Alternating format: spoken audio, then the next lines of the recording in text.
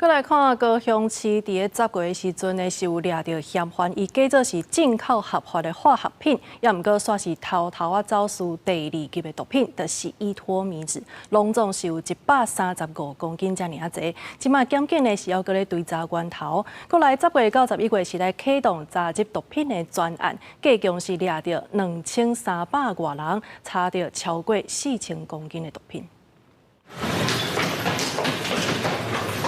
总集起掠人，10月警政署宝山总队报请桥头地检署指挥，伫高雄真武查到走私的第2级毒品依托米酯，总共27袋，135公斤重。嫌犯以木业公司的名申报进口化学品，以报65公斤，最后增加到265公斤，引起检警的怀疑。检查进口的化学桶，发现内底藏依托米酯。犯嫌十分狡猾，他在上层的部分，化学桶的上层的部分是放合法申报的化学品的化料，那在下层的部分才是摆放这个3级毒品依托米酯。犯嫌把货物送到了这个高雄市仁武区的一处空旷的广场，在这个广场这边进行验货，警方就执行强力的攻坚查缉，那成功的逮捕这个叶嫌一人。依托米酯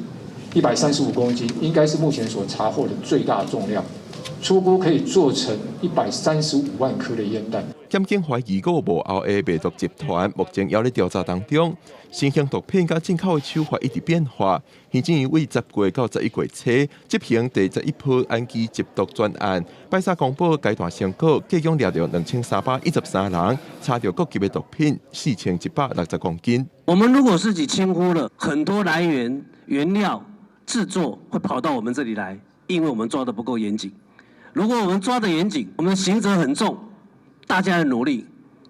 他们应该会却步。行政院长都英台讲，毒品是跨国的问题，若是觉察，就有可能有毒品供应链会入来台湾。嘛强调政府涵盖段重要工作，会透过关务人员等，过来6大缉毒系统，甲毒品伫关外就挡落来，而且加强国内的调查工作，展现政府对毒品零容忍的态度。记者郭文宇、玉凯台北报道。